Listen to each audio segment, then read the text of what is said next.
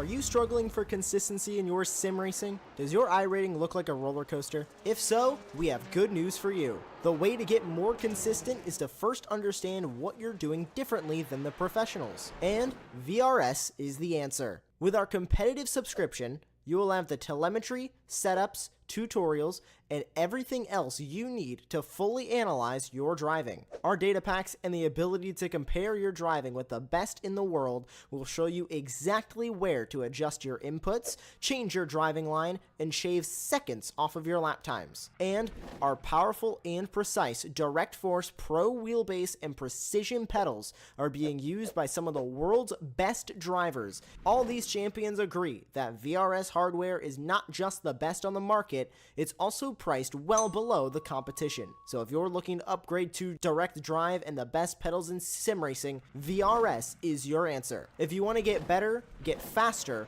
and make it happen sooner rather than later, you owe it to yourself to find out why so many people are switching to VRS. You'll be so glad that you did. Visit www.virtualracingschool.com and learn why the best use VRS.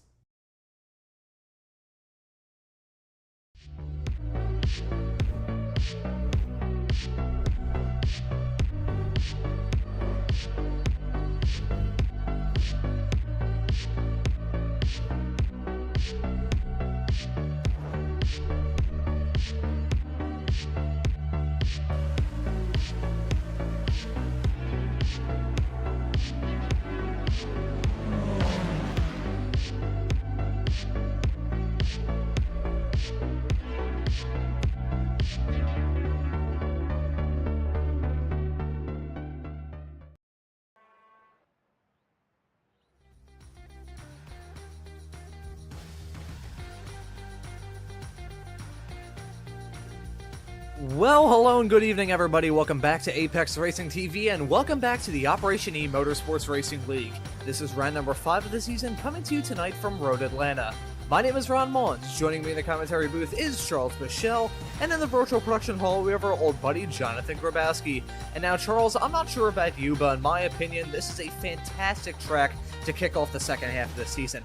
Fast, flowing, and tough both, enough overtaking opportunities for these drivers to try and get the move done. So in my mind, we're set for a pretty good race tonight. What do you think, Charles? Yeah, absolutely. It's another one of those classic American tracks that, we've had, it seems like 2 or 3, I guess, North American tracks in a row with CTMP, Watkins Glen, and now Road Atlanta. Very similar, lots of elevation changes, some tight cornering, some long straightaways to get some passing done. So yeah, looking forward to a really fantastic race. And this will be round number 5 of this season. As I said in the open, we've had a fantastic season thus far with a variety of race winners. And for those tuning into this series for the first time, we've got a lot to go over, mainly the format. We're currently in this 20-minute long qualifying session split up by the categories. We've got 2 LMP2 classes, the Pro and Pro Beneficiary classes, and the GT3s that we'll talk about in just a couple of moments' time. But at the moment, I feel like it's a good opportunity to talk about the people that are putting on these races and have put on a tremendous season thus far, that being Operation Motorsports, because Operation Motorsports is a veteran-led and operated 501c3 nonprofit foundation based in Raleigh, North Carolina, and Bryan, Ontario, Canada, serving American and Canadian service members and veterans. Operation Motorsports is based on 3 core values: team, identity, and purpose. And they also support the recovery of medically retiring or retired service members affected by military service through motorsports opportunities. Operation Motorsports' motto is one at a time, so if you ever see hashtag one at a time lurking around on your time on social media, now you know the meaning behind that hashtag. Supporting a wonderful cause, supporting veterans. Veteran recovery opportunities, utilizing motorsports opportunities, veteran recovery opportunities, and still a sense of team, identity, and purpose. Veteran recovery opportunities through the lens of diversionary therapy, motorsports immersion, and academy programs. Veteran recovery through motorsports, one at a time. Visit operationmotorsports.org to learn more. We would like to thank Operation Motorsports for the wonderful work that they do, not only organizing these fantastic races, but all the work that they do behind the scenes to try and help out veterans who may have been affected by military service. Charles, you are a combat vet yourself, so I feel like it's a little bit disingenuous for me to talk about Operation Motorsports. I can talk about the action, but you can talk about the work they do behind the scenes. Yeah, absolutely. It's just a great organization, and very proud to have raced in this league, as well as as well as participated in their Giving Tuesday auctions. And yeah, it's always just great to see these guys get a chance to get out here and compete. Both in the sim racing, and then the work they do putting members in to real racing programs. So absolutely fantastic organization. I love being a part of it. And it has been full of some fantastic racing thus far, and I gotta say, to kick off the second half of this season, it's a fantastic track, and I think we got a fantastic lineup of drivers as well. We've got more drivers running in the LMP2s than we've had all season long, and as we've mentioned a lot throughout this broadcast, this kicks off the second half in 1 week's time. It's going to be round 6 of the season at Spa on October the 1st, exclusively here on Apex Racing TV and the Operation eMotorsports YouTube channel. Then after that, we have a 1 week break for Petit Le Mans being run at this very track in real life in just a couple of weeks' time, followed by the final duo of races from Sonoma on October the 15th and Sebring on October the 22nd. Getting back to the racing action, we've got about 4 minutes and 20 seconds on the qualifying session right now, and already some drivers setting some times on the board. Currently, Smotherton in the Pro LMP2 category, a driver that we have yet to see so far this season, has snagged the provisional pole at a 109.997. Wallace right behind in second, with Skylar Vicroy running at your top 3 in the Pro LMP2 category. Moving over to Pro Ben, meanwhile, we have Tyler Gilmet, one of the series admins, who's done pretty well for himself so far this season off the back of 2 not-so-good races. However, he was off the back of 2 dominant victories in the first 2 races of the season, so looking to try and turn things around in the second half. Then we have Gregory Meismer, the other driver that's been going tit for tat thus far this season with Tyler Gilmet. He's right behind in second. And starting, currently qualified in third at a 112.729 is Daniel Sam, a driver who we saw earlier on this season for, I think, the second race of the season at Road America. So very much a fan of the other road circuits, both in nature and in name. So he's now moved on to the LMP2 category, because when we last saw him in the series, he was running in the GT3, so making the step up to the LMP2s for this 5th race of the season. But it's always nice to see these LMP2 cars just thrash around a track as awesome as this. Yeah, absolutely. This track is, as we said, just a classic road course. And I was thinking, as you were going through the ad read a little earlier, I'm thinking, all right, so if I was going to identify a corner that may be a trouble spot here at this track, because we always talk about trouble areas when we get to a race, I almost want to say all of them. Every one of these corners is a challenge. Either because of the elevation changes, because it's a high-speed corner, a blind corner, as we saw there going into 2 and 3, that little chicane where you're coming over the crest of the hill, and you have to learn how to the line going through there. But the curbing on this track is so tricky to get right. It just makes every corner just really, really dangerous, and so you have to be on your A game when you race here. Oh, absolutely. These drivers are going to be on the ball from start to finish. We got 45 minutes of racing action coming up for you tonight here on Apex Racing TV. But right now, these drivers slowly bringing this qualifying session to a close with 6 minutes and 50 seconds on the clock now. These drivers still ticking away at their times. Gotta say, Smotherton at the front, a driver that we have yet to see so far this season. But Matt Smotherton in that number 84 car has put on a pretty good performance. Currently qualified at a 109.990, so slashing only 7 thousandths of a second over the time that he set before. Pretty significant gap between himself and Wallace, who's currently qualified in second in the Pro LMP2 category. And that was a beautiful onboard shot. Thank you very much, Jonathan, for that a couple of moments ago, with Wallace heading his way into turn number 3, right as Charles was bringing up the blind corners that they have around this racetrack. Wallace proving it very well there, heading through 2 and 3.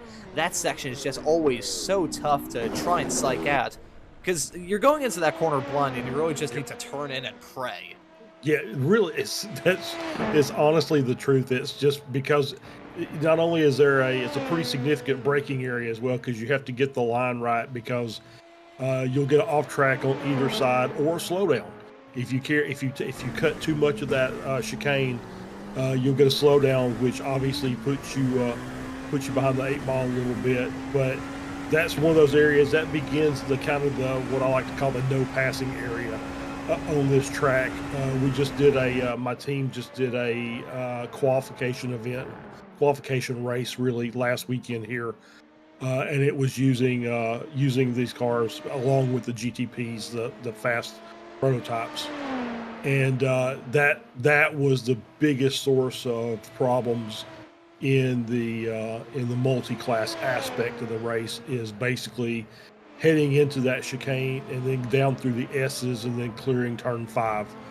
It's just, you almost just have to, unless you get lucky and get a line, you almost just have to wait if you're in the faster car until you clear, the apex of turn 5 before you can make a move down that straightaway. Traffic is going to be a huge factor in deciding who's going to be victorious in this race, and we saw 1 week ago at Watkins Glen the traffic playing a huge role in deciding who was victorious in both of the LMP2 categories and even in the GT3s as well, but I'll touch on that in just a couple of moments' time. But right now we're dealing with the closing stages of this LMP2 section of the qualifying session. It's still Smotherton on pole, but in the pro beneficiary category, it is just, that would have to be millimeters between Gregory Meismer and Tyler Gilmette. Those two drivers at a 110.2, Meismer at a 110.215, and Gilmette at a 110.218. 0.003 of a second between these two. They're both at 2 victories apiece thus far this season. One of them's going to have to try and break the tiebreaker this evening, and it looks like Meismer is going to try and have the upper hand in this qualifying session. I believe that will be the end of his qualifying session with just a tick over 9 minutes and 50 seconds in this qualifying session, coming up to the 10-minute mark in 3, 2, 1, 0. That is 10 minutes on the board, and that brings a close to the LMP2 section of this qualifying session. So unless Meismer or Gilmette can try and pull a rabbit out of the hat, looks like it's going to be Gregory Meismer grabbing the pole in the pro beneficiary category, a matter of millimeters between himself and Gilmette. There's Skylar Vickroy, who won the opening race of the season at Daytona a couple of weeks ago. At this point, it was over a month ago at this point, so he has had to tow back to pit lane, currently qualified 3rd in the pro LMP2 class at this point, and I believe he would be the 3rd highest qualified car, point blank period. Of course, with these classes that we have, it should be known with both the LMP2 and GT3 categories that there's a little bit of interclass mingling that we can get from time to time. You'll see pro and pro beneficiary LMP2 drivers start to battle it out, and you also see the case in the GT3 category, which is now hitting the racetrack to get their part of this qualifying session underway. A whole lot of GT3 participation that we've had thus far, and 2 classes, the beneficiary category and the open category. There's a lot of good storylines from that end of the field, and we'll touch on that in just a couple of moments' time. But for now, we'll talk about another one of the fantastic partners with Operation eMotorsports, that being Advanced Sim Racing. Oh, boy, I may have to retract that statement, because usually it's time to do the CrowdStrike ad read. We'll talk about Advanced Sim Racing in a couple of moments' time, but for now we'll talk about CrowdStrike, because CrowdStrike is a proud partner with Operation Motorsports to advance their mission of empowering military veterans through motorsports. Their support extends far beyond traditional funding, addressing critical business needs and enabling Operation Motorsports to focus on key engagements, outreach, and expanding veteran opportunities. This foundational support ensures that Operation Motorsports can effectively deliver its programs and create meaningful experiences for veterans in the racing world. Additionally, this partnership facilitates the integration of veterans into prominent roles within IMSA and SRO, including crew member positions and marketing team positions as well. CrowdStrike also engages in employee resource groups and volunteers in supporting Operation Motorsports at various SRO races and contributing to the building and distribution of veteran and family care packages. This collaborative effort enriches the motorsports community while providing valuable career and support opportunities for veterans. We would like to thank CrowdStrike for being one of the generous partners of Operation Motorsports, and I feel like I may need to do some more formatting with my notes so I don't have a moment like that again. We We also want to thank Advanced Sim Racing. We'll talk about them in about 10 minutes time. But now this qualifying session for the GT3s is underway. Some drivers are racing sometimes on the board, mainly Kobe Ol, who's been so dominant thus far. He really has. He's put on a clinic this season. You know, now last week, it tightened up quite a bit with some drivers who made really good strides in trying to keep Colby in check. But he did still manage to get the win, so he's got a clean sheet for the season so far. So we'll see if guys like Schuring or Manning. Or maybe one of our beneficiary guys that can actually jump up there and really put a challenge on him. Maybe get him on the back foot this week. Yeah, Kobe Ol has been oh so dominant, but off the back of what happened 1 week ago, that dominance is maybe starting to crumble a little bit because he had a battle on his hands towards the end of that 45-minute race just 1 week ago at Watkins Glen. Some of the drivers in the brand new McLaren here in the world of iRacing were giving a little bit of challenge to Ol in that Mercedes, which I think, excluding the Lamborghini, which has not seen any driver use it thus far this season, I believe the Mercedes may be one of the oldest GT3 cars now in the world of iRacing, but Ol has just been wheeling that thing oh so strongly thus far this season. As you pointed out, Charles, he has a clean streak thus far. He has won in the Open GT3 category in every single race thus far. Meanwhile, in the other GT3 class, it's been a little bit more up in the air. Tyler Beeman opened up the season at Daytona with a victory in the Ben GT3 category. Ian Carney off the back of a victory just 1 week ago at Watkins Glen. He has 2 victories so far this season, one at Road America and one at the Glen. Meanwhile, at Canadian Tire Motorsports Park 2 weeks ago, it was Tanner Masters that took the Ben GT3 win. But as it stands at the moment, I believe Tyler Beeman, unless I'm very much mistaken, would be on the pole in the Ben GT3 category. I think we have a small little graphical issue as a driver goes off the track heading through turn number 12. That was a big moment a little bit farther in the back, an interesting interpretation of track limits regulations, and a big close call. I think there may have actually been a little bit of contact there. You can see the driver that is in the pits at the moment. That was the driver that went off the track, and that is Rui Pereira. I must have killed that pronunciation.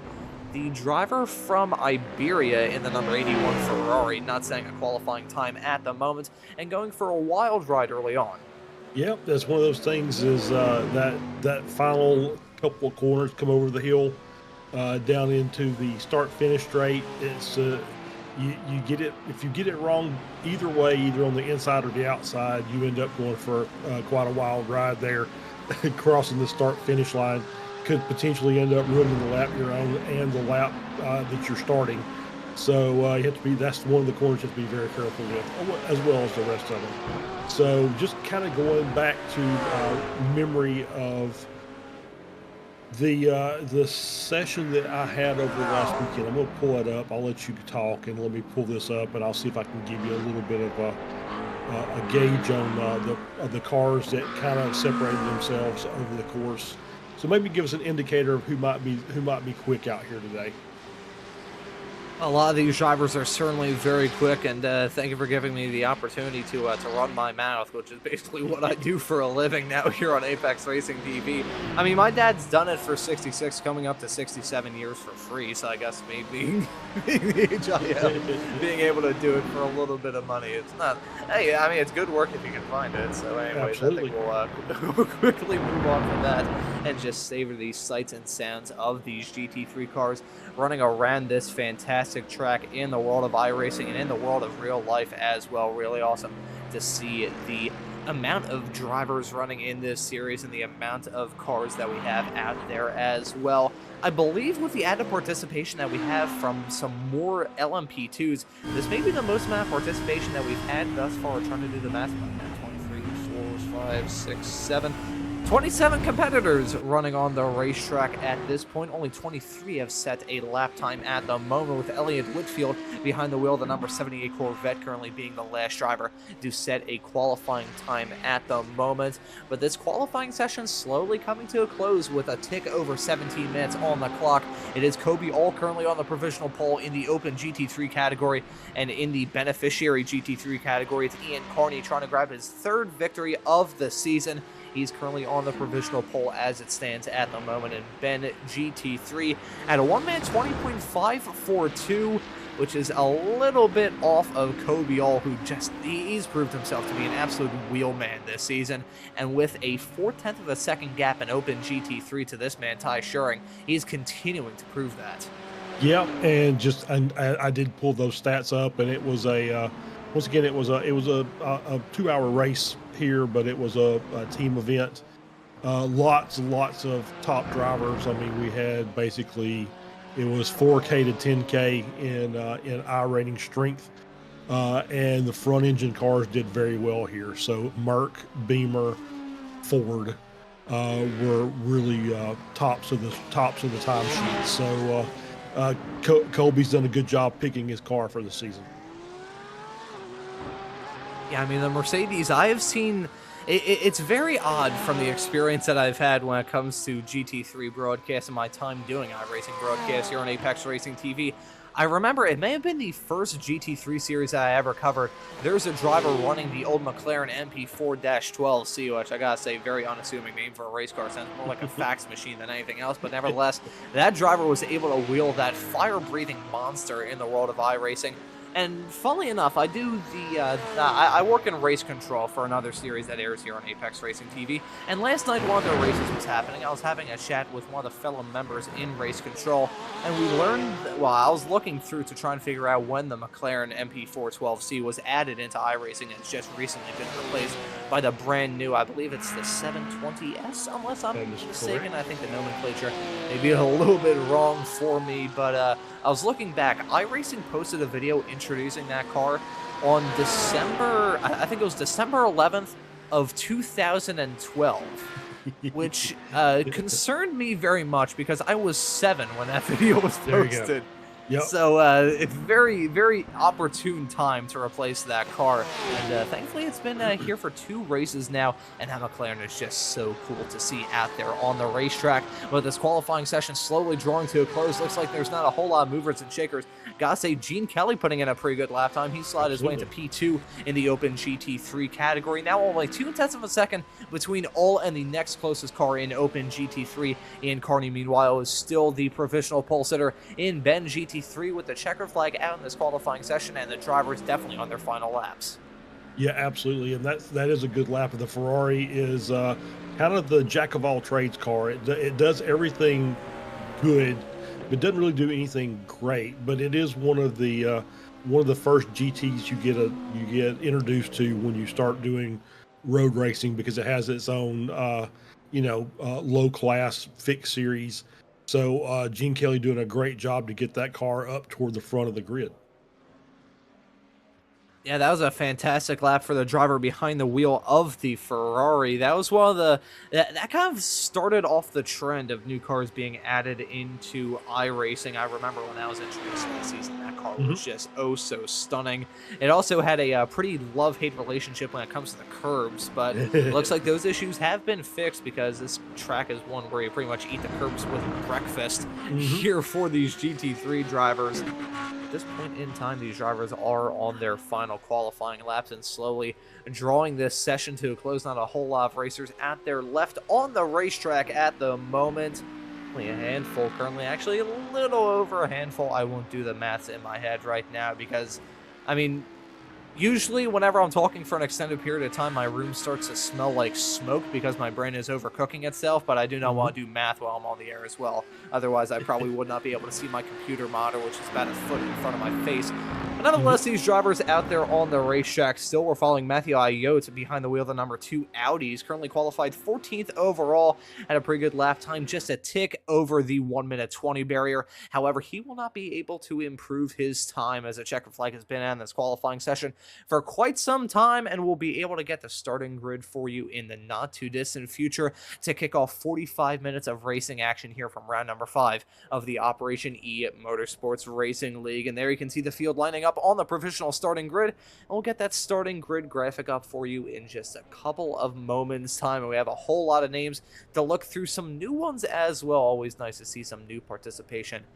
in this series, and also a fantastic striking looking grid that we have with this series as well.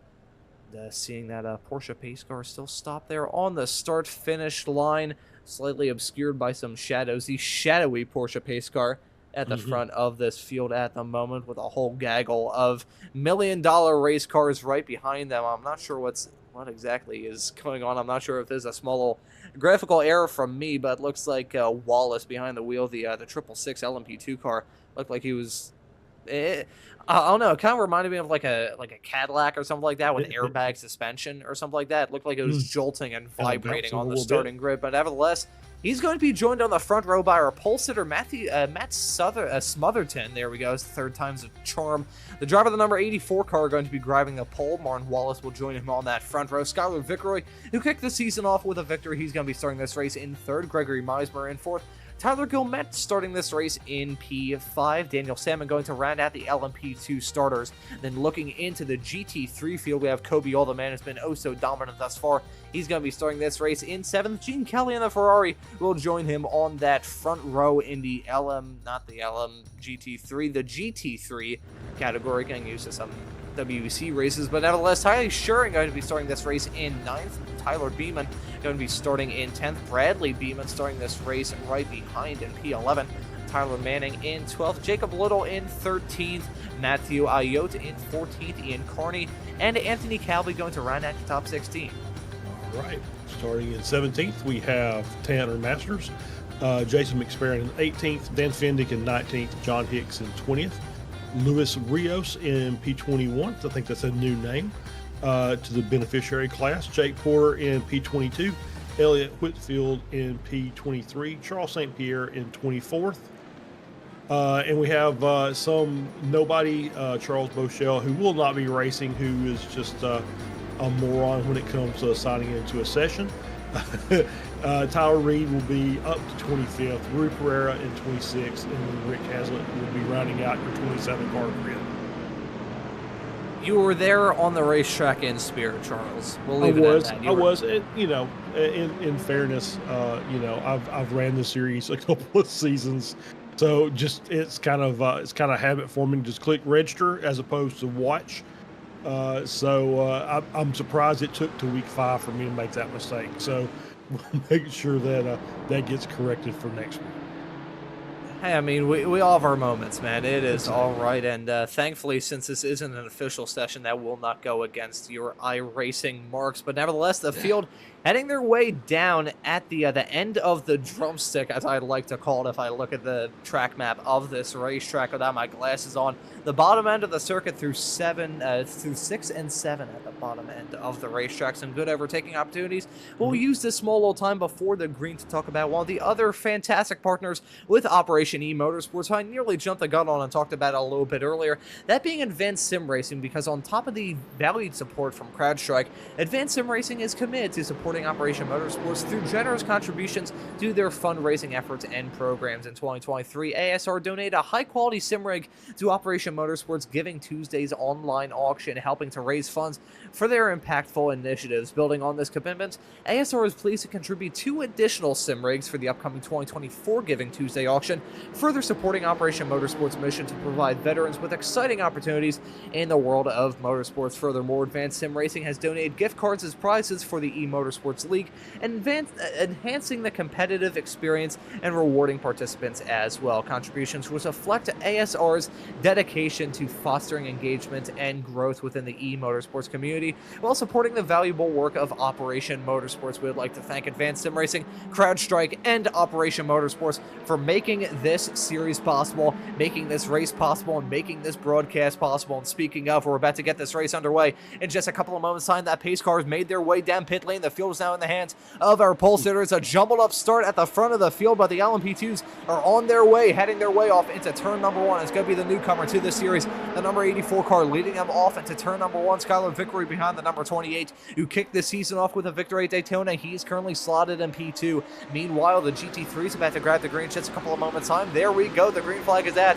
in Kobe All. I begin to sound like a racehorse commentator for some reason on this broadcast. Kobe All leading them off in the number 3 car. He's currently running 7th overall, and at the top of the GT3 field, sliding in right behind, is the number 778 of Gene Kelly. Ty Shearing slotting in right behind in 3rd. In the Ben GT3 category, it's still Ian Carney over Tanner Masters, who's running 2nd in that Mustang. A couple of blank spaces we see as well are some of those new McLarens. Always fantastic to see some great participation there. But as the field heads their way off into turn number 6 and 7 for the first time, the GT3s do at least.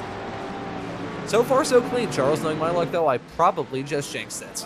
Yeah, I was going to say, yeah, it was a very, very clean start. Wallace did not get a good start. He got caught napping and got kind of swallowed up there. He's dropped down to 4th from that outside front row position. He started that.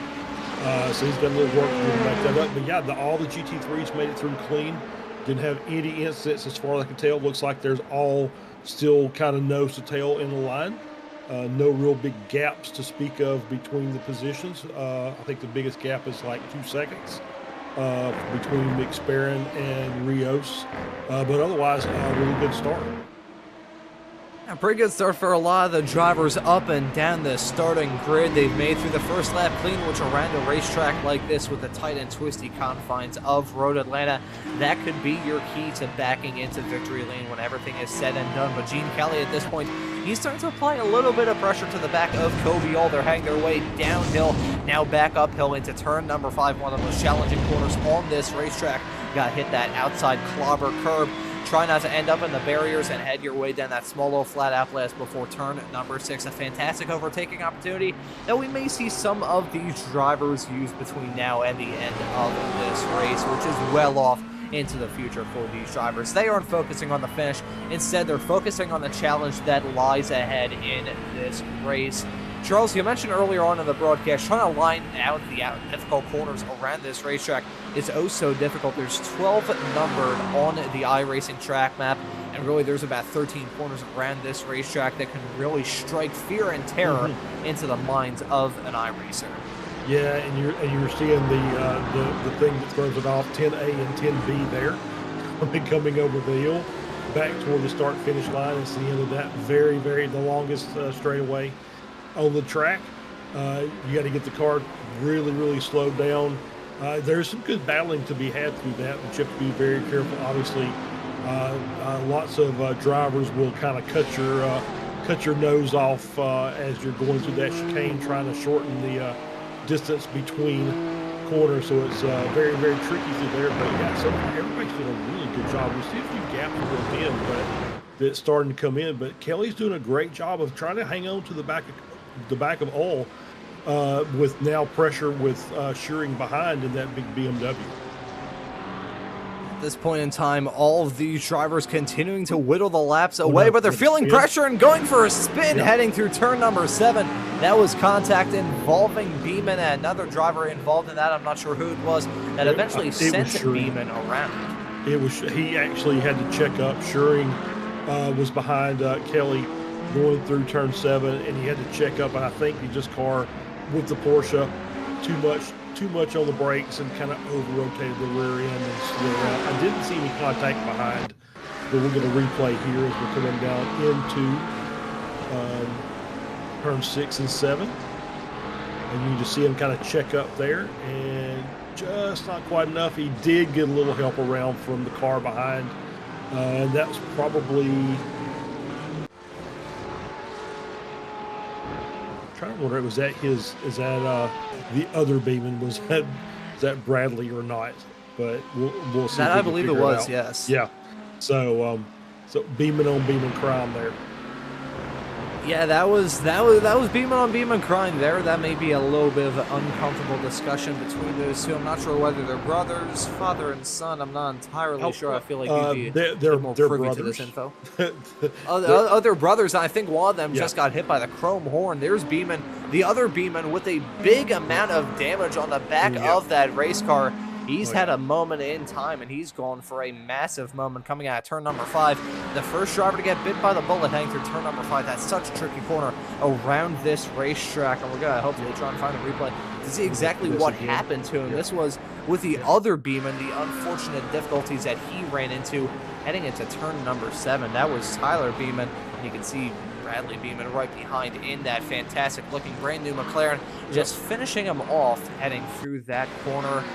So one Beeman running into some trouble a couple of laps ago, and here's what happened to the other Beeman. This is heading through turn number 5. The curbs. Oh, the curb of doom. Yeah, and then just packed it into the wall. I see that happen a lot of times. That curb is so tricky on the outside. That is the fast line through there. You almost have to be out there on it. But there's a way to navigate it. There's a way that obviously that you can't, and I think he figured out the way that you can't. And I'm going to say this, Ron, in honor of you being a Philly boy, we'll call that the brotherly shove. Oh, boy, I think the Audi just got the brotherly shove heading down into turn number 3. I'm not sure who that was in the Audi GT3 car that was heading through. Kelly? Oh, wow. On P2? Kelly with an off. And Kelly running P2 in the Open GT3 category just had a moment. Thank you very much, Jonathan, for catching that moment that just happened a couple of moments ago. He had dropped back off the back of Koviol and hang through turn number 5. It's another driver getting caught out by that, a big amount of contact and a huge hit into the inside wall for Gene Kelly, the 778 car for Eternal Racing. That is an eternal amount of time that he's going to have to spend down pit lane to try and repair that car, because that was a pretty significant whack, and it looked like his car nearly got some airtime with that contact with, I believe, Shuring. Yeah, it definitely was a big hit on the back, and that was another car that just fell victim to those curbs on turn 5. And we talked about that earlier, how you said that the Ferrari didn't seem to like curbs very much, and I think that kind of showed it right there. Yeah, tough for him, though, because he was putting together a fantastic race. We're not sure. I mean, will he have been able to remain in P2? Was certainly feeling some pressure, literally and metaphorically speaking, from Ty Shuring behind.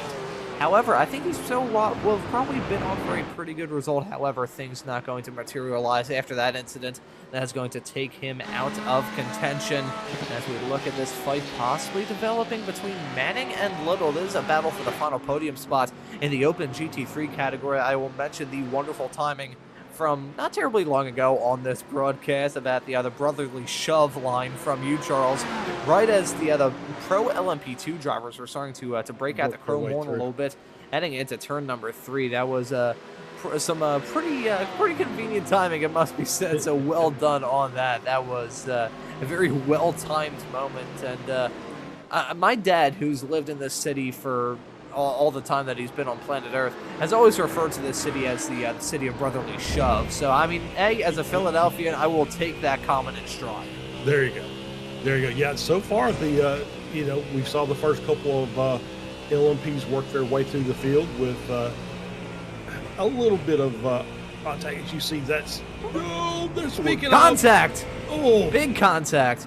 That was Tyler Gilmet leading the Pro Beneficiary LMP2 class, and that's just given the lead in the category to Gregory Meismer, who sweeps by the driver of the number 5 car, who got involved in that incident, hanging through turn number 1. That was a big bit of drama. As we were mentioning that these drivers were maybe playing it a little bit safe and getting some good luck with traffic. It ends in tears. This was Ian Carney off the back of a victory just 1 week ago at Watkins Glen. He was hanging his way through turn number 1 and gets a big amount of contact from the number 5 of Gilmet right behind.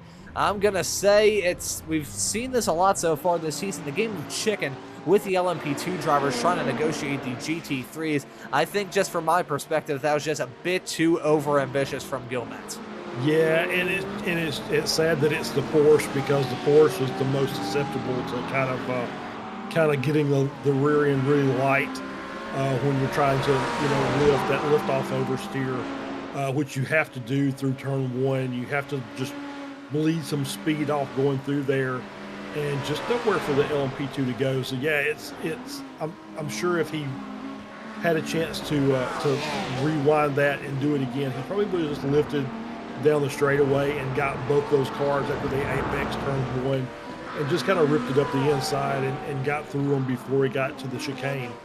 But don't have any redos. You do have the fast repair that they can take and come back out and see if they can make up some spots, because I don't think that'll be the last time that we'll see an incident tonight. Yeah, I honestly think around the tight confines of this racetrack, we're going to see a decent amount of lap traffic related incidents befall a lot of these drivers up and down the grid. I haven't really talked too much about the beneficiary GT3 class. We're following Hicks, who's currently running third in the class at the moment. The leader at this point in time is now Masters after that spin for Carney. With that assistance from Gilmet heading through turn number 1, that has dropped Carney down to second in the beneficiary GT3 category. However, we'll see what he can do in that Porsche. I gotta say, the Mustang, who's now leading it with Masters behind the wheel in the beneficiary GT3 category, that car usually tends to burn up tires quite a lot, and around a racetrack like this, where it is a little bit choppy in nature with some very quick corners, that can certainly make a big difference. And speaking of making a big difference, we've got a big amount of stacking up involving LMP2 drivers. Meismer just went for a gutsy move on race leader in the GT3's Kobiol, heading down into turn number 3. These drivers continuing to play with fire when it comes to that GT3 traffic. Yeah, that was a bully move right there, is all it really was. It's like, you know, we're all going through, and there's not really a lot you can do about it. And I think was just lucky to survive the chicane. Had to go really wide to just kind of stay out of the way, or got forced wide, I should say. So these LMP2 drivers are going to be very, very careful, because it only takes one mistake to ruin somebody else's race, as well as your own, obviously. And that's the one thing they don't want to do is, you know, those cars are so aero dependent that any kind of contact is going to slow their pace down. We're seeing a nice fight developing in the GT3 category. Manning, Little, and Iode covered by barely any air. Gotta say, Iode is going to be playing it patient, heading down the back straightaway into the turn number 10 chicane. Looks like Manning's going to be the last late breakers heading off into that corner. Going to clear Little, who got all kinds of squirrely heading through the chicane. That's now going to land him into the crutches of Iode right behind those two drivers, maybe side by side in the not too distant future. Gotta say, for Matthew Iode, playing the patient game in that number 2 Audi, so at this point in time still remaining P5 in the Open GT3 class. That is a battle for the final podium position in that category, so those drivers racing with a little bit more of a pep in their step when it comes to that fight. And speaking of a fight, we have got one on our hands between Meismer and Gilmet in the Pro Beneficiary LMP2 category. Both of these drivers are quick. Both of these drivers have scored 2 victories this season, and as we said during qualifying, they're looking to settle the score. They want to be the first one to jump ahead. Will it be Meismer or will it be Gilmet heading their way off into the turn number 10 chicane? It's not looking good for Meismer. He runs wide, trying to get a move done on Wallace, who's running third in the Pro LMP2 class, and that's going to allow Tyler Gilmet to retake the lead in the Pro Beneficiary LMP2 category. So Meismer, with a costly mistake, heading off into the turn 10 chicane, getting a little bit of the red mist when we went side by side and trying to go around the outside of Martin Wallace, heading off into the turn 10 chicane. Yeah, he was really aggressive on the brakes. I think just kind of locked up and just couldn't make the corner. So he'll have to kind of reset that and see if he can close that gap as we get a replay here. You see the 3 cars heading down the back stretch, coming down into 10A and B. As you can see him make the move to the outside and just tries to force his way around and just can't get the car stopped. Really, like I said, really aggressive on the late braking, and just couldn't get it slowed up in time. So he's going to have to kind of reset and fire back up there and try it again.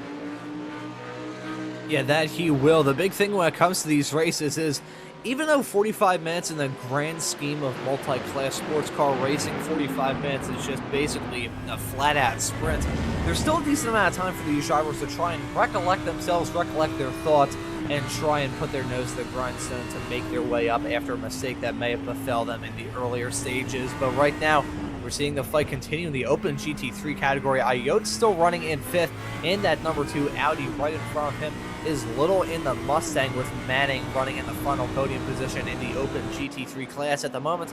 All these drivers covered by barely any air. It's only about a second and a half between Manning in 3rd and Iote down in 5th. They're running pretty much in a class of their own, with Ty Schuring running 2nd in the Open GT3 class, well farther up the road compared to Manning, and Anthony Calvi running in the Mercedes right behind in 6th. He's about 3 seconds back of this trio, so maybe giving them a little bit of a comfort zone to start the battle. However, I think if they start the battle too much, not only do they run the risk of getting involved in an accident, they could also bring Calvi and McSparren into that fight. Yeah, absolutely. They start going side by side through the corners. It just slows both cars down because they're trying to stay off each other and still run a good line through there. But they end up losing probably a half second every time they do that. So they're going to have to be smart about trying to make a pass and not cost themselves time to the cars behind. So I think you're absolutely right. I've been watching the battle in the Ben GT3 category, and it's pretty stable between Masters and Carney in about 7 seconds. It's like Carney and that Porsche may be better in certain sections of the track, but then you get on those two big long straights and the Ford just powers down and kind of stretches that gap out a little bit more. And then Carney kind of whittles it back down as you go through the tight sections. So far it's pretty static though at about 7 seconds. Well, and I think there may have possibly been a mistake involving Martin Wallace, who started this race from the front row. That 666 car dropped down like a rock and may lose out on another spot to Daniel Salmon, hang off into turn number 6. But here's a replay involving what may have happened to Martin Wallace. Big amount of contact heading down into turn number 3. Big slide as well. Martin Wallace, I think, is very lucky to get away with that argy-bargy action heading through there with just some scuffed up tires. Yeah, it looked like that was a pretty substantial hit in the back by one of the other LMP2s. But yeah, that was just a matter of just not being aware of the line the GT3 was going to take. I think the GT3 was doing a pretty good job of maintaining a racing line, prepping for that chicane, and maybe just too much of a speed difference, and Wallace just couldn't get it closed up and moved over in time. Had to check up, and I think that caused the contact from behind, as we see another battle here between Wallace and Salmon as they're going back through turn 2 and 3 and down into the S's. And this may be of particular interest to you, Charles, but considering the pit stops that we've just had, you're currently locked steady in a close fight between yourself and Rick Haslett behind the wheel of the number 69 Corvette. I saw you two swapping positions on the live timing tower that we have right now. So even while you're there in spirit, you're still breaking the elbows out and getting racy with the drivers in this series. Always love to see it. Well done, Charles. Multitasking, we could say. Absolutely. I will say this, the full season I ran, we did GT3s and GT4s, and Rick and I were both in GT4s, and we did actually have some pretty good battles on track during that season. So I'm in good company if he and I are battling for that final position. And there you go. The tradition continues. Skylar Vickroy behind the wheel. The number 28 LMP2 has now come down pit lane. He's currently -1 spot from where he started in this race. Of course, losing out on some time now that he's come down pit lane. Being one of the first of the LMP2 contenders to come down into the pit zone. Interesting call from him to pit so early on into this race. But, oh boy, that's big contact between the front two at the front of the Pro Ben LMP2 category. That was heading downhill coming out of turn number 4. That could have ended in absolute disaster between Tyler Gilmet and Gregory Meismer. Looked like they were going to try and do the old boot scoot and boogie and go for a bump and run heading down into the corner. I think that's some activity that you'd expect to see across the street in real life at Lanier Speedway rather than here at Road Atlanta, because that was a big amount of drama between those two. These drivers in the LMP2s breaking the chrome horn, the carbon fiber horn, whatever you want to call it. They're breaking out the horn and starting to mess with each other a little bit. Yeah, I mean, we didn't talk about this, directly, but there's about a 10-second gap in lap times between the GT3s and the LMP2s. And the way they generate those lap times is completely different. The GT3s are just using tons and tons of mechanical grip along with some limited downforce. And the LMP2s are just downforce monsters going through these corners. And so you can see that the multi-class traffic is really bothering these LMP2 drivers. They're having to check up, they're causing contact amongst themselves because they're still trying to battle for position. So it's really, really become a difficult race for those guys as they're trying to work their way through traffic. Ooh, we got a fantastic onboard shot. Salmon, oh my god, nearly running into the side of that Porsche GT3 that he was side by side with heading off into turn number 5. Gotta say, these onboard shots with the LMP2s are always so fascinating to see in this series. because you can see the drivers just pumping at the steering wheel, trying to go for any single move that they can. Salmon currently running third in the Pro Ben LMP2 class. Despite the fact he's a little bit farther back, he is still wheeling that thing around the racetrack like it is going out of style. And the thing is, when it comes to these races, and when it came to that small little bit of contact that happened between Guillemette and Meismer, I think Salmon at this point, even though he's running last of the Pro Ben LMP2 drivers, he can afford to throw caution to the wind in a sense, because we could see Meismer and Guillemette get involved in some sort of drama. They just went side by side, actually swapped positions. Meismer just got the move done on Guillemette to retake the lead in the Pro Ben LMP2 class. Guillemette dropping back a little bit, as I'm curious if it was just some side-by-side action or if something possibly happened to our at one point Pro Ben leader Guillemette. That's been a pretty up and down fight, not just this race, but all season long between those two. We've mentioned so much throughout this race, the race broadcast thus far, that they've already scored 2 victories thus far. So really, the Pro Ben LMP2 class has really been one of the most exciting thus far. Yeah, it looks like it was that he's the 13 car.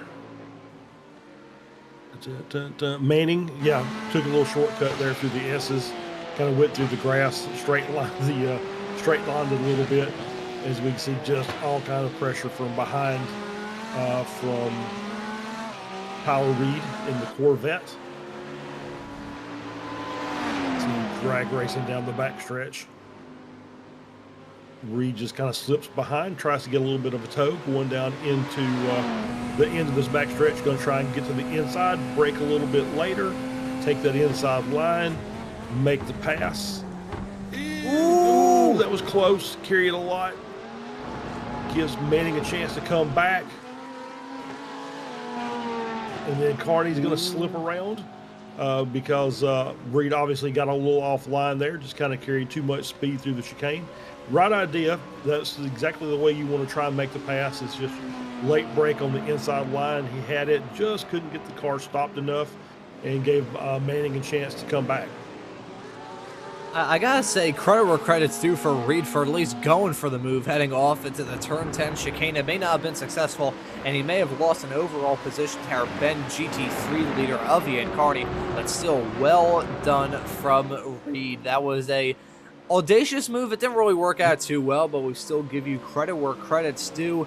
I think this was a lesson from my 6th grade English teacher. You miss 100% of the shots that you don't take, so well done from Reed for at least going for it, heading off into the turn 10 chicane. That's a fantastic overtaking opportunity. Kind of shades of the fight between, I believe it was Felipe Nasr and Ricky Taylor towards the end of one of the Petit Le Mans a couple of years ago. I think it may have been 2022 or 2021. I forget what year it was. Either way, it was some side-by-side fighting all the way up until the end. I think it was 2021 now, come to think of it, trying to test my instant knowledge here on this broadcast tonight on Apex Racing TV. Oh boy, look at that from Meismer, trying to get that move done oh so tight between himself and the number 78 Chevrolet Corvette, and that's actually promoted. Side-by-side fight between Guillemette and Meismer, heading off down into turn number 6. Guillemette got that inside line, and Meismer going to concede that spot. That was some tough luck when it comes to the traffic that Gregory Meismer just had to encounter.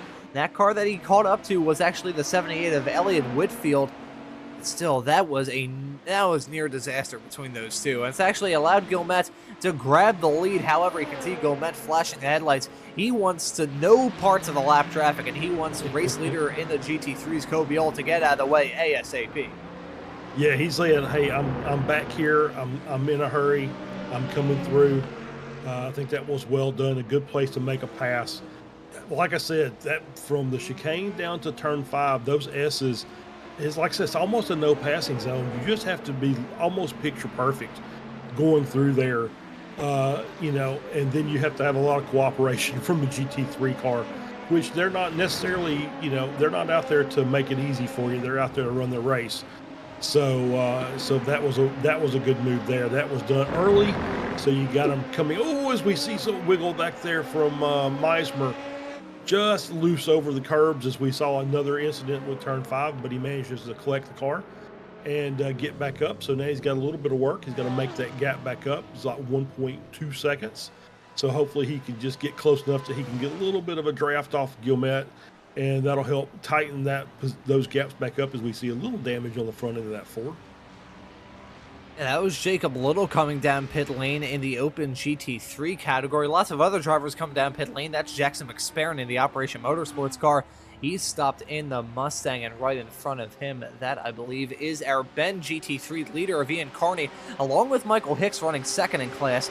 Those two have now come down pit lane. So the pit stop's beginning at this point in the race. Less than 20 minutes left to go. Haven't seen a decent chunk of the LMP2 class, and I gotta say, we haven't seen too much of Matt Smotherman. I think I've probably been calling him Smotherton throughout a decent chunk of this race. Matt Smotherman in the leading Pro LMP2 car. That number 84 car is just completely checked out. Now 15.5 seconds in front of Martin Wallace, running second in the category. Gotta say, we gotta keep our eyes on for Skylar Vickroy, though, because he was one of the first cars to come down pit lane. I'm not really sure when he came into the pits. It was a while ago, though. He's currently running third in the Pro LMP2 class. Ever since then, he's tried to make his way back up. Came into the pits on lap 15. 22 laps on the board now, and less than 20 minutes left. These drivers going to start to eye up the pit stops. Tyler Manning certainly is behind the wheel of the number 13 Porsche. He's now coming to the pits from 10th overall. Yep. Pit stops are happening fast and furious now for the GT3s. Obviously, the LMP2s are going to wait. They usually come in, I don't know, what, 30, 32-minute mark or something like that toward the end of the race. They'll run their tanks dry before they come in. For the most part, that's what we've seen for most of the season so far. So we'll wait them, and we'll just continue to keep an eye on the GT3s as they start bringing their cars in. Looks like the leader's in now. Yes, it is. Kobe Old, the dominant driver from not just this race, this whole season as well. Kobe Old in that number 3 car. He has wielded to victory after victory after victory. He has a clean record thus far. He's going to have to try and keep his eyes out for a good pit stop, because if he's tremendously slow here, if his mechanics have just been drinking a little bit too much adult beverages, he may be in for a world of hurt. But he's stopped in his box. We'll see how long he's stopped. Out and away. Kobe Old still stopped. You can see Ty Schuring right behind in the BMW. He's come in the Open GT3 field as well. And there's Kobe Old running away. Matthew Ayot, meanwhile, running third in the Open GT3 class. He's come in the Audi, but Kobe Old out and away. Schuring still stopped in his pit box. I think Ty Schuring going to be well farther behind. There you go, 6.4 seconds, my apologies, between Old and Schuring, and right behind Old at this point is Smotherman, Matt Smotherman, to be a bit more precise. He's now come down pit lane as a driver right behind him in class, that being Martin Wallace, has come in. Yep, so we're starting to see the some of the LMP2s. Looks like most, if not all, of the GT3s have pitted already. I will say this, I was looking at the Ben GT3s again, and as we are getting a look here, when I was looking at Masters versus Carney, the gap I think we talked about earlier was about 7 seconds. Well, Carney has chopped off 4 seconds during the pit cycle. His pit stop time was 4 seconds quicker, so now that gap is down to 3 seconds. So it's going to be interesting to see if Carney's got a chance now to make up that time, those final 3 seconds, and make this a big race for the Ben GT3 victory. Ooh, I think this is going to be a good show between these two drivers. Masters at this point hoping that the Porsche right behind him doesn't act as a little bit of a spoiler when it comes to this fight. Gilmet coming into the lead in the Pro Beneficiary LMP2 class. That's an interesting call from him to come down pit lane, unlike Meismer, who stayed out for yet another lap. Getting back to this fight at the front of the Beneficiary GT3 category. This is going to be a good show between these two drivers. Ian Carney, who we're riding on board with right now, in the number 54 car, heading his way off into the turn 10 chicane at this point. Now 1.6 seconds back of Masters. Masters currently locked steady in a fight between himself and Tyler Manning, and I'm curious if that fight may bring Ian Carney into that. We also have Jason McSparron in between Masters and Carney, so at this point in time, I feel like we may start to see some drivers beginning to shuffle up and that gap continue to decrease. We're following Tyler Manning, currently running 5th in the Open GT3 category. At this point in time, he is 39 seconds back of our leader, Kobe All. Gene Kelly, meanwhile, he's coming into the pits in the Ferrari, briefly made his way back up into the top 8. The driver, who I think leaving this race will probably be one of the biggest what-ifs thus far this season, qualified in P2, was still running in P2 in front of Ty Schuring, but just had that incident early on that really messed up his race, and ever since then, things have gone pretty far downhill. Speaking of going downhill, it's not going downhill for Smotherman. He is still leading, overall leading in the Pro LMP2 category. Now it's 44.4 seconds between himself and Skylar Vickroy. So it looks like the driver who's been oh so dominant thus far in what we believe is his first race, certainly this season, possibly in this series altogether, just absolutely bone dry impressive, is Wallace threading the needle. Yeah.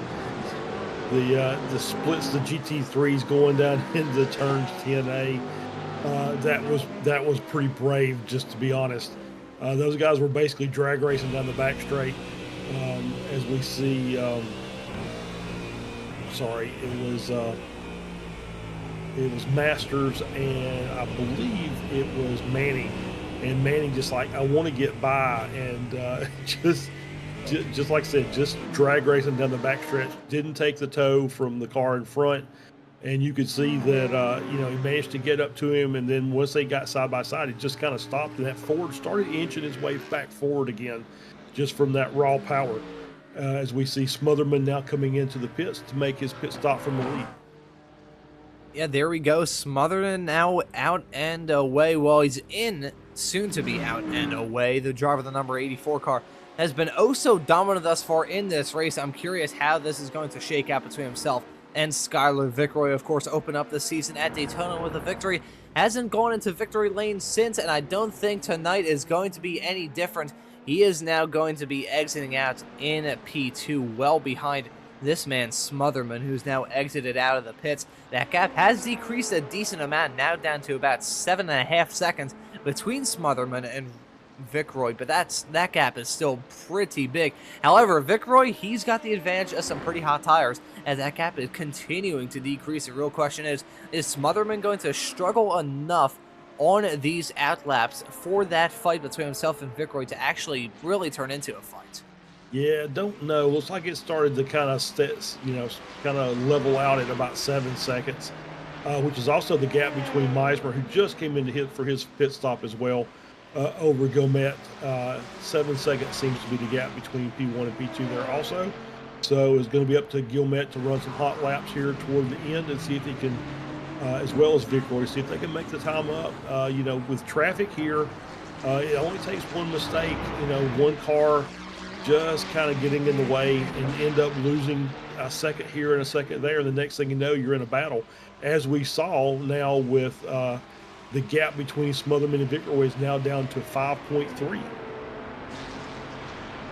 Yeah, that gap continues to decrease between the two of them. I think at this point in time, Smotherman is maybe getting a little bit antsy. I'm not entirely sure if he is overly antsy at this point, but that gap is still continuing to decrease.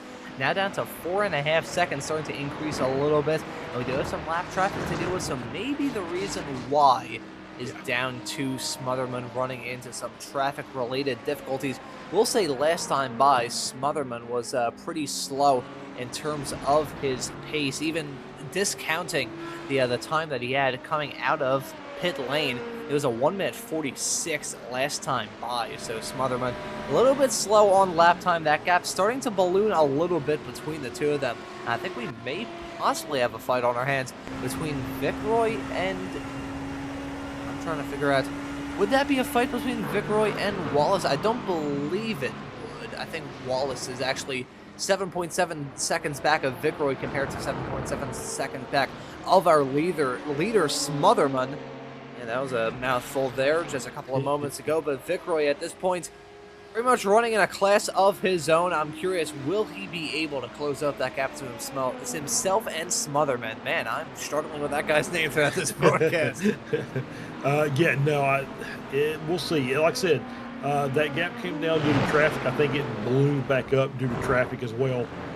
So as we see the two leaders together, as we see Smotherman coming by All, who leads the open category in the GT3s. nice wide berth for each of those guys. They said, you know what, we're not going to kill each other trying to finish off our races. So, but as you did see that even that little bit of a pass there, it kind of slowed Smotherman up.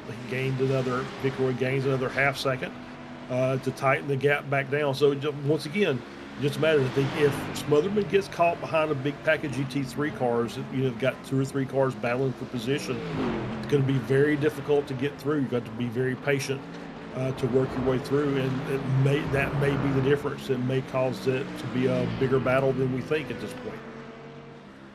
I mean, we've certainly seen that thus far this season, and Charles, we have a whole lot of experience with certain races that just divulge into absolute chaos because a little bit of lap traffic related shenanigans or just some non-lap traffic involved shenanigans. I remember a broadcast we were doing well back in the spring in which a race divulged into absolute pandemonium with some cars that were involved in a battle for the lead. They dropped back, but they rejoined the race and were battling in front of the leaders, and that just it turned into absolute pandemonium.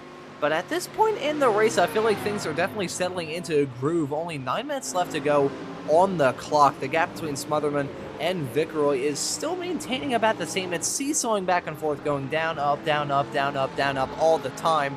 Though I'm not sure if any inroads are being made on Smotherman from Vickroy's perspective behind the wheel. And I even think the fight in the Pro Ben LMP2 class actually cooled off a little bit. I believe both of them have come down pit lane at this point. Only a few laps apart was the pit stops between Gregory Meismer and Tyler Gilmette, but I think that Meismer may be the one who's in the catbird seat at this point in time to take his 3rd victory in the Pro Ben LMP2 category. Both of those drivers have had some pretty wild races, which I think is it's a pretty good metaphor for the way their seasons have gone thus far, as Meismer not taking any prisoners when it comes to lap traffic. No, that was very, very aggressive coming through turn 1. And I'll even mention I did a race here, single make Formula Ford race. We'll just call it out on a lovely Sunday afternoon. We had a 7-car train coming through 10A and 10B. 7 cars went in, 1 car came out, and that was the car that ended up winning the race. So, so there are some very strange things that happen here at Road Atlanta. I mean, this track is, just based off the history of this track, there's some very strange things. I believe it's now owned by NASCAR, unless I'm very much mistaken, which I very well could be. I know one thing for certain is this track, I mean, the base layout is pretty much the same as what it was when the track originally opened. The main thing being added is that turn 10 chicane. Back then, from the exit of turn number 7 all the way down the back straightaway off into what is now turns number 11 and 12, it was flat out a total straightaway.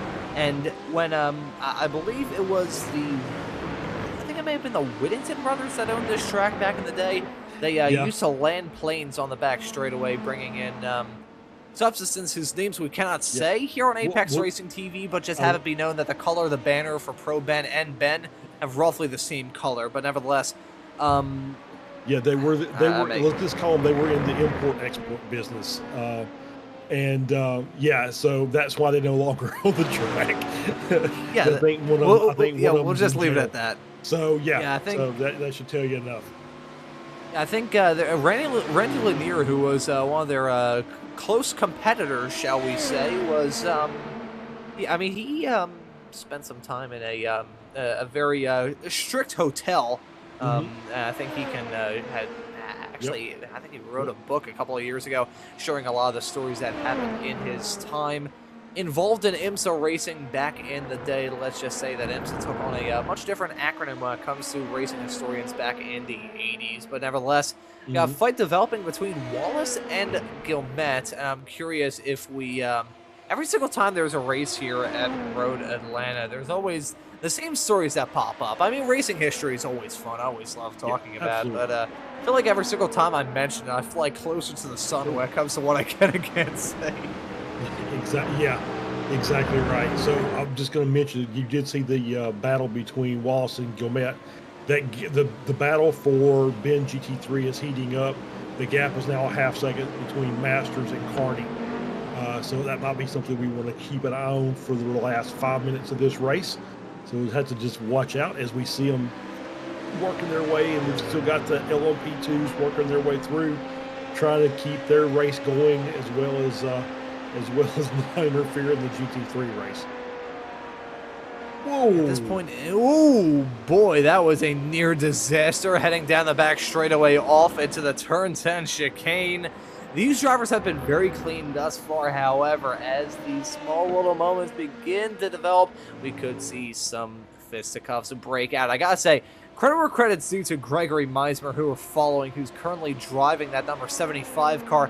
He's running second overall, which is absolutely astonishing. He's in front of Skylar Vickroy, running P2 in the Pro LMP2 category. So fantastic stuff from Meismer, who's been a very impressive driver thus far this season, and very impressive as of late, because this was marked 3 victories in a row for him this season. Yeah, absolutely. He's had a great race. The way he passed Vickroy running down the backstretch, the rate of speed in which he passed him, I'm going to guess that Vickroy may be fuel saving. He may have to be doing a little lifting and coasting going down the backstretch to try and get this car home to the end. At this point in time, all of these drivers seeing that checkered flag approach them in the not too distant future. 41.5 minutes, we'll say, on the clock at this point, just a tick under that of this 45-minute long race. So not a whole lot of time left to go time-wise, and not a whole lot of time left to go lap-wise either. I believe this would probably be 3 or 2 laps to go. Some pretty quick laps around Road Atlanta, sure. So it probably is about 3 laps to go. My public school math skills not really doing me any justice on the air this evening, but nevertheless, I think we have a fight on our hands in the not-too-distant future between Vickroy and Meismer. It looked like those two drivers were going to come to blows. Vickroy was coming like a bat out of hell, heading into turn number 3. Maybe it was a little bit of an optical illusion, but it looked like Vickroy was just carrying a whole lot of speed and nearly carried his whole car into the back of Meismer. But that gap is ever closing as they continue to deal with lap traffic. Yeah, let's see if there's a little bit of I kind of like the in-car shot there. I just want to see if Vickroy may be doing a little bit of fuel saving, or if he feels like he's done enough. We'll see if that gap opens up here, and we'll see if we can listen and hear a lift.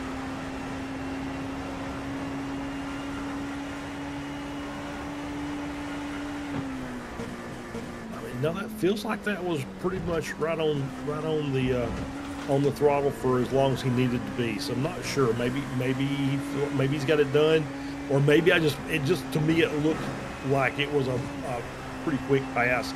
I don't think you get that kind of overspeed from the toe in these cars. So but still, this is going to be a battle to the end of the race apparently. Yeah, I think both of them are setting ourselves up for a fantastic fight to round off this 5th race of the season. Less than 2 minutes left to go on the clock, and less than 2 laps to go here. And look at that. That was Meismer going for a bold move on the Ferrari. That's the number 31 that was on the inside there. That was threading the needle action. And look at that, a slowdown from the number 75. That's going to give P2 overall to Skylar Vickroy. Tough stuff from Meismer. And I got to say, the car that was in the midst of all of that, I'm not sure exactly what car that was. It was, I believe, the number 31 in the GT3 category. I'll quickly look through our live timing tower to see exactly who that was. That, I believe, was Charles St. Pierre behind the wheel of the number 31 Ferrari, and that briefly cost Meismer P2. We'll see if he'll be able to fight back between now and the end of this race, which is coming up in just over a lap's time for them. Smotherman, making his series debut tonight, has been oh so fast and oh so consistent, and even dealing with hairy situations like that involving lap traffic, he has rarely put a foot wrong. There we go. That's oh boy. I should note at this point in time, after that quote, that Apex Racing TV is not affiliated. Oh boy, that's a big moment heading through into turn number 4. That was a big amount of contact. Was that Vickroy that just ran into the back of the GT3 McLaren? Yes, it was. Thank you very much, Charles. I'm curious, is that going to cost him P2 overall? Don't think it's going to cost him P2 in the class. And look at this, Masters in the beneficiary GT3 class has come in. And look at this, that is absolute pandemonium. Wallace involved in that, cars. Vickroy involved in that, Vickroy all kinds of sideways. Coming out of the corner, we have 4 LMP3 cars, LMP2 cars, my apologies, covered by barely any air. Vickroy, oh my god, they're going 3 wide. Gilmet in the number 5 car being oh so bold and audacious. And look at Wallace right behind, 3 wide, heading off into turn number 10. Smotherman is winning, but right now our attention is on this absolute hornet's nest. Wallace gets a move done to slip his way into the second position in Pro LMP2. Meanwhile, in the Pro Ben LMP2 class, it's a photo finish between Meismer and Gilmet. Only 1/10 of a second between those two when everything is said and done. That was insane. That was a fantastic way to cap off tonight's racing action here from round number 5 of the Operation Motorsports Racing League. Side by side, heading off into turn number 10, involving our beneficiary GT3 class leader. That's Ian Carney. He now has a 38-second gap between himself and Masters, who just came down pit lane. But Carney going to come in as well. Does Carney have some sort of penalty that he has to serve? Or is he having to come in for fuel? I mean, he's taking the checker flag now. So I'm not sure what Ian Carney was doing there. Kobe O, meanwhile, that's across the checkered flag to go 5 for 5 thus far this season. That man is just blistered quick. But not seeing a black flag show up for our, what we believe is the Ben GT3 leader of Ian Carney. So not sure why he came down pit lane coming to take the checkered flag. Well, it looks like he did do it. Did he stop? I don't know if he stopped or not. I think it may have been a drive-through. Did he might have serve been it a in time, drive-through, though? Did but iRacing count it? I don't. Well, here's the thing. This is not an official iRacing race. This is a hosted event, so I don't know it. I'm not sure if the iRacing rules apply, but if he did have a black flag on that final lap, then him coming down pit lane won't allow him to serve it. It'll be a 30-second penalty added on to the end of the event. If it's a black flag that's an internal deal with them, then they'll have to sort that out and let us know. Yeah, so I guess we'll maybe I'm just kind of wondering how I'm just kind of wondering where Gilmet came from to make it a 1/10 of a second over Meismer or under from Meismer. It seemed like that battle was kind of done and dusted, and then all of a sudden we had 4 cars together at the very end of the race. Yeah, I'm not sure what in the world happened there towards the end. I'm certainly not going to question it, but my God, that was absolutely insane. That was like, I would have to say, a minute and a half of just being completely overwhelmed and flustered. That was insane. It even caught me in a small little line that I was going to say after me confusing. I forgot what I was trying to say, but I ended up saying footlong. I need to specify at this point in time that Apex Racing TV is not sponsored or affiliated in any way, shape, or form with the Subway Sandwich Corporation. But nevertheless, let's take a look at the results. When everything is said and done here at Road Atlanta, Matt Smotherman wins it in his series debut. Well done, Matt. Behind the wheel of the number 84 car was absolutely dominant. Gregory Meismer going to finish in P2. Right behind him is going to be another Pro Ben driver, his Pro Ben adversary of Tyler Gilmet. Those 2 cars separated by only a 1/10 of a second when everything is said and done. Martin Wallace going to finish behind in 4th. Skylar Vickroy rounding out your top 5. Daniel Salmon going to be the last of the finishers in the LMP2 category. Kobe Old going to win for the 5th time this season. He finishes P7 overall and P1 of all the drivers in the GT3 cars. Ty Shuren going to finish right behind a P8 overall. Matthew Ayotte behind the wheel of the number 2 Audi going to finish in 9th. Jacob Little in 10th, Tyler Reed in 11th, Jason McSparron in 12th, Anthony Calvi in 13th, Dan Fendick in 14th, and Tanner Masters, who ends up taking the victory in the beneficiary GT3 class, will round out your top 15. Yeah, absolutely. Ian Carney finished in 16th and 2nd in the Ben class. Gene Kelly had a great start. It did not end well for him, finishing 17th. Luis Rios finishing 18th and 3rd in the beneficiary class, I believe. 19th, Tyler Manning. 20th, John Hicks. Coming down to the final page of the results, we have Rui Pereira in 21st, Elliott Whitfield 22nd, Jake Porter 23rd, Charles St. Pierre in 24th, Tyler Beeman just ahead of Bradley Beeman 25th and 26th, and myself, along with Rick Hazlitt, neither one of us started the race, and so I'll give Rick the P27. I'll take dead last, and we'll call it a day. I will count you as finishing in 27th. I will have Rick Haslett finishing in 28th. No offense, Rick. I will give the nod to my co-commentator, Charles. And speaking of some people that may be joining us in the commentary booth, we got some drivers waiting in the interview waiting area to try and have a chat with us. And the one driver that I certainly want to have a chat with first is going to be our Pro Ben LMP2 winner, that being Greg Meismer, who now joins us in the commentary booth. And Mr. Meismer, that finish was absolutely insane from our perspective in the commentary booth. I can't even imagine how it was from your end behind the wheel. I'm still shaking, to be honest with you. Like as soon as understandably so. As soon as I locked him up, I immediately went into panic mode, and just like I lucked out, to be honest with you. I don't know how I pulled that off. Well, that finish just looked absolutely insane, and it was kind of like a perfect storm of circumstances that eventually led to that insane finish in the LMP2s. I think it was you, your Pro Ben rival, shall we say, Tyler Gilmet, right behind, only a tenth of a second between you two when everything is said and done. A very topsy-turvy race for the both of you.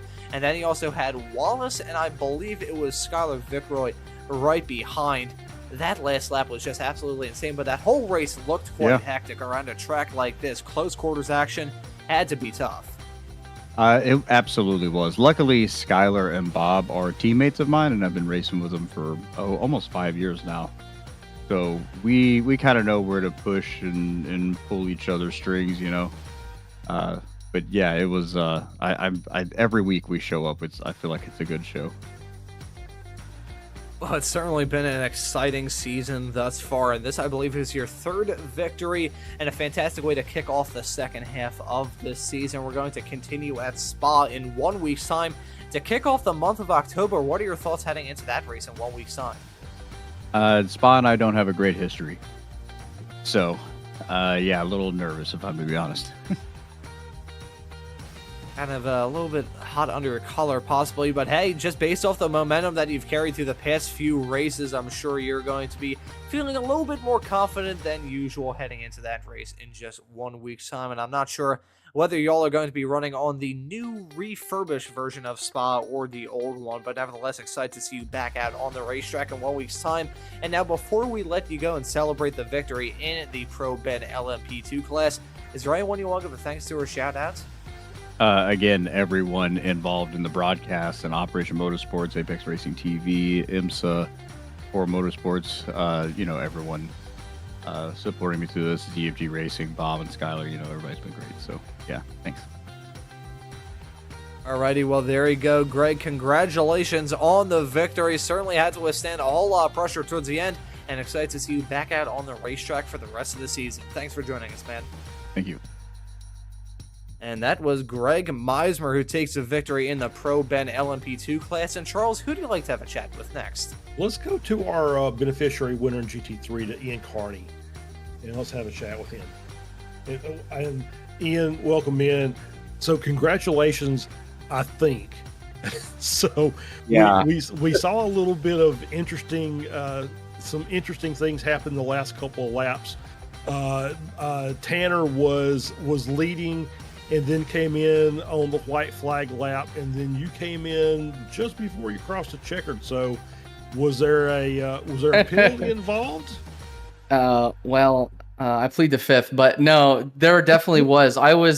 Tanner came over the comms right before the white flag lap came up, and I'm sure he'll be able to tell you more. But he said that I'm gonna pit. I'm out of fuel. I was like, okay. Oh shoot! So then my nerves spiked, and I went into the grass. I had 14x for like half the race, so 15 puts you in the drive-through. So got that, and I'm like, man, should I pit? Should I follow through and just like hope for the best? I'm not sure what. So I just crossed the finish line in the pit, hoping for the best, hoping that doing the right thing was the right thing. I guess I don't know.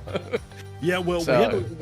we had a quick discussion about it. I know that obviously at an iRacing official race, you can't serve that black flag on the final lap. It just basically is a time penalty, 40 seconds added on to your result. But because this is a hosted race, I honestly don't know how they're going to resolve it. But either way, you had a great race.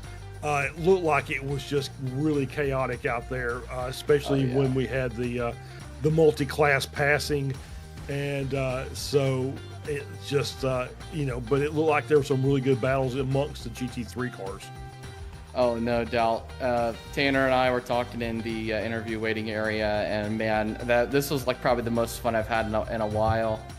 Probably since round 1 at Daytona, to be honest. But I don't know. It's every week I come back and I'm just surprised about how much fun I'm having. Yeah. By how much fun I'm having, and it's just every week exceeds the last. No, awesome. So we've had 3 tight, twisty tracks in a row with CTMP, Watkins, and here. Next week is at Spa, the monster that is Spa. So how are you feeling about that race? Spa's kind of hit or miss. I love it in downforce cars and GT cars. It's a little bit more tricky, of course. I don't know. I don't have a whole lot of time on it, especially the new refresh. I've been in the middle of a move for the past month or so it's been kind of tough since the start of season 4 here with that refresh. So hopefully I can practice pretty good this week and get up to speed. I seem to catch on to these things pretty good, but it's always like every other week I win. So maybe next week's the week. Oh, there you go. All right. Well, congratulations, Ian. And I'll let you give your thanks and shouts out. A shout out to my team, 4Y Motorsports. I got 3 other guys. One of them couldn't be here for our team. Everybody's repping. We're having a blast. Richard Davenport's the one that introduced us to 4Wide, and 4Wide's such a great organization. I can't wait to get hands-on with them in person. Man, I'm totally looking forward to that.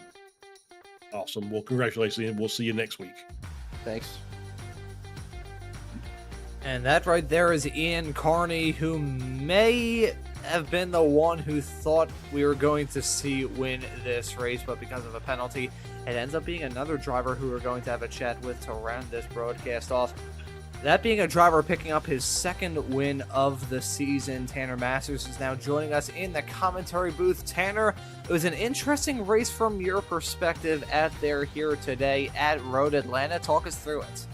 Oh, yeah, guys. So, it was very, so I know we talked about last week if I had gotten any laps in on Road Atlanta, and I said I hadn't, and that kind of held true until about yesterday, and I got a 20-minute stint of practice, but it didn't prepare me at all for me and Tyler and Greg were talking about the speed difference between the GT3s and the LMP2s tonight, and it was just it was a very good controlled chaos kind of environment, if that makes sense. Well, that's a pretty good way to put it, honestly. It did seem like controlled chaos. Did see a little bit of LMP2 and GT3 incidents here and there. I can imagine from your perspective as a GT3 driver, just seeing that swarm of LMP2s come around what had to feel like every single waking moment of the 45-minute race that you just went through, that had to have been pretty terrifying behind the wheel, was it not? Yeah. I think terrifying is a good way to put it, especially in the middle of. So it was the first time me and Ian got to battle on track. I know we've been close on the standings, but it was the first time we got to battle on track, and to have an LMP2 come neck and neck with us down turn 1 and then up the hill, and oh man, you're talking about, like, I already felt like the track was small enough, right? And I'm trying so hard to stay on the back of that Porsche, and you had prototypes whizzing in and out, and it was just it was so much fun. It was terrifying in the moment, but looking back at it now, watching the replay, and it's a beautiful thing to see. It really is.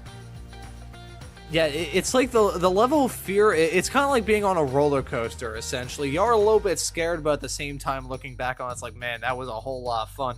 I remember some of the iRacing AI events I've done, and I remember doing a particularly stupid one when I was driving a Formula V around Michigan International Speedway with a whole bunch of Indy cars blowing my metaphorical doors off, going about 240 miles an hour down the straightaways. I remember how terrified I was with the AI, so around this track, with really no room to run or hide. It had to have been pretty terrifying behind the wheel, but you end up taking the victory, your second victory on the season after the CTMP victory for the third race a couple of weeks ago. So heading into Spa for race number 6, how do you think that race is going to be for you? Oh man, so actually, I was still, to be honest with you, I was still kind of confused on where we landed position wise. So that's cool to know. So that's really cool. Well, I gotta say we are kind of confused as well, but we believe it's a victory for you.